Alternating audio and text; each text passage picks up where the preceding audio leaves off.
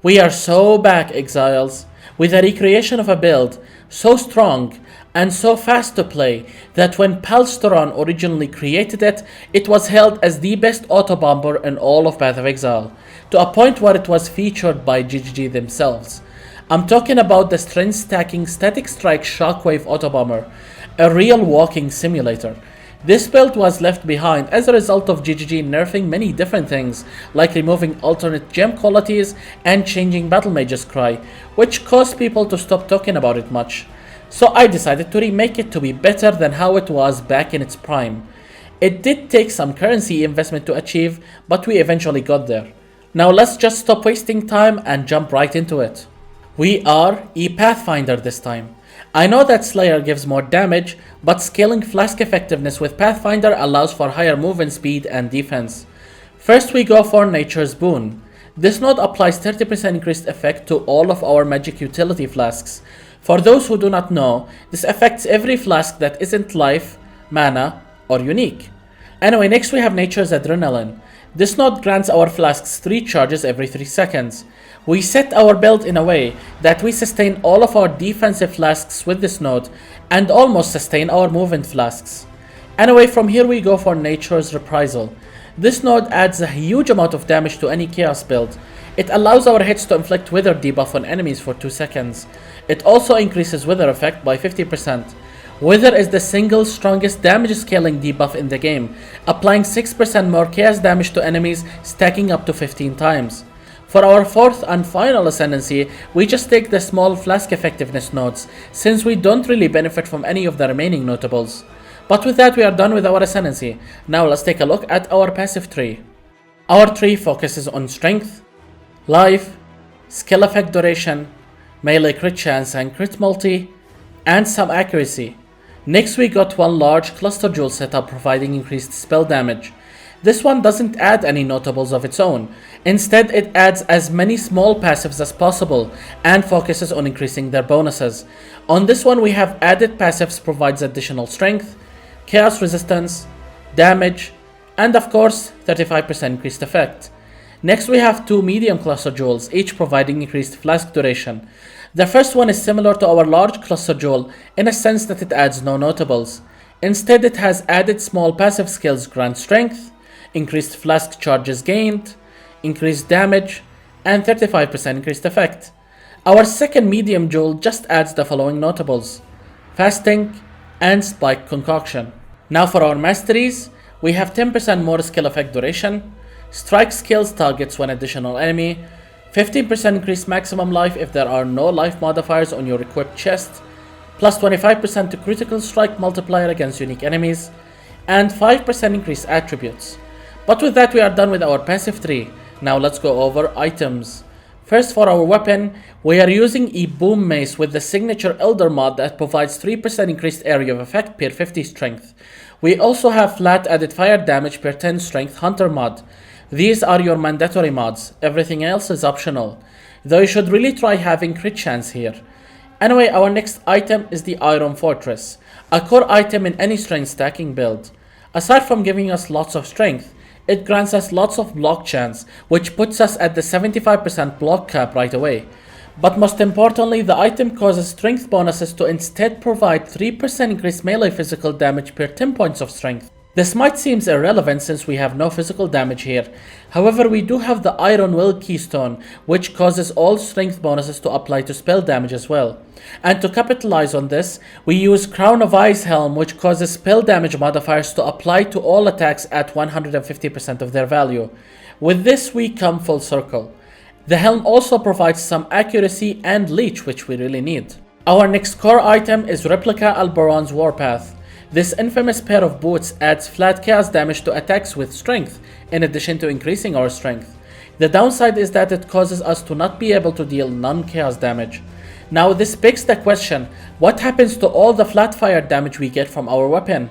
The answer is, we are using the original Sin, which converts all of it into chaos, preventing the loss. This ring is the single most powerful unique item in the game, enabling some builds to deal twice as much damage. And this build is no exception. It is expensive, usually going for around the mirror, but it is the price we had to pay to make this build the best version of itself. That being said, you can play this build without it. You just need to replace it with your ring like this one, which we are already using 1 copy of in our second ring slot. On it, spam Essences of Rage until you hit a high tier of accuracy, then lock the suffixes and use Veiled Orb to add a Veiled suffix to the item, unveil and then exalt the prefixes until you hit a decent life roll, and you're done. Now, since we are looking to have as much strength as possible, we are using a Simplex Amulet with % increased strength and 2% increased damage per 15 strength. This is best on slot and can be easily crafted with an Awakener's Orb. Just make sure to anoint natural remedies on your amulet for its increased flask effect and duration. Our next item is a belt with % increased strength synthesized implicit. Unlike with our ring, this belt base is common. On it, you want to spam Essences of Rage until you hit both strength and increased flask charges gained. For the prefixes, you want to slam life, then lock the suffixes and use the new Veiled Exalted Orb to get a Veiled prefix. You want to unveil increased flask effect syndicate mod. After that, craft increased cooldown recovery rate suffix and you should be done.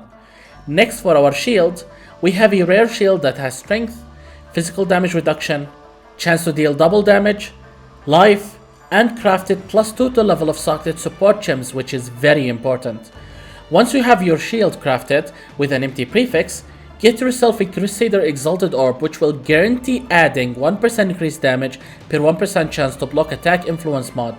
Our last item in this build is a rare pair of gloves with fractured accuracy roll on it. On this, we spammed Essences of Rage until we had strength alongside a decent resistance roll, then slammed life and added melee strike range with the Veiled Exalted Orb, which is optional as it only helps Static Strike acquiring target. But with that, we are done with our items. Now let's go over gems that goes inside of them. For our main 6-link setup, we have Static Strike, Shockwave, Awakened Void Manipulation, Increased Critical Strikes, Increased Critical Damage, and Pulverize, which is ideally swapped with Volatility for single targets. Next, we have a 4-link damage support setup. We got Assassin's Mark, Mark on Hit, Enhance, and Life Tap. Next, we have our primary aura setup. It's a 3-link that goes in our shield. We have Determination, Purity of Elements, and level 4 Enlighten, which becomes level 6 thanks to the craft on our shield. Next, we have a 4-link movement/damage support setup. We got Withering Step, Automation, Enhance, and another Life Tap support. While active, Withering Step will instantly apply 11 Wither stacks on nearby enemies, effectively giving us a hit start in damage. Last but not least, we got few leftover gems in a 4-link. We got Precision, level 1 Vitality, Blood and Sand, and a Portal gem. But with that, we are done with our gems. Now let's go over jewels. For our Watcher's Eye, we have increased life recovery rate while affected by Vitality, and 30% increased critical strike multiplier while affected by Precision. Next, we have Unlethal Pride Timeless Jewel that mentions any general. Doesn't really matter. Place it in this socket to maximize its effect. This jewel will add additional bonuses to nearby notables within its range.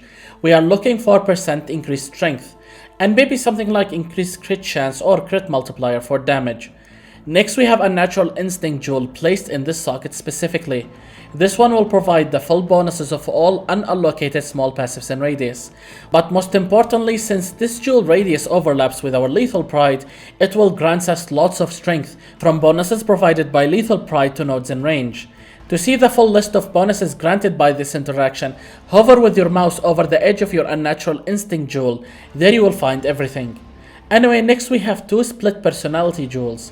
Both of these are placed in the sockets provided by our medium cluster jewels. Both have added life and strength based on the distance between them and our class starting location. Now for optional jewels, we have Emperor's Mastery, a no-brainer to include in any attribute stacking build if you can afford it. Though feel free to replace it with any normal rare jewel like this one if you are short on currency. Finally, for Bandit's Quest, we are going to help Elura. As for Pantheons, we got the Soul of Lunaris and the Soul of Aberrath. But with that, we are done with the Shockwave remake of the best Autobomber build in Path of Exile. If you guys have enjoyed this video, then you know the drill.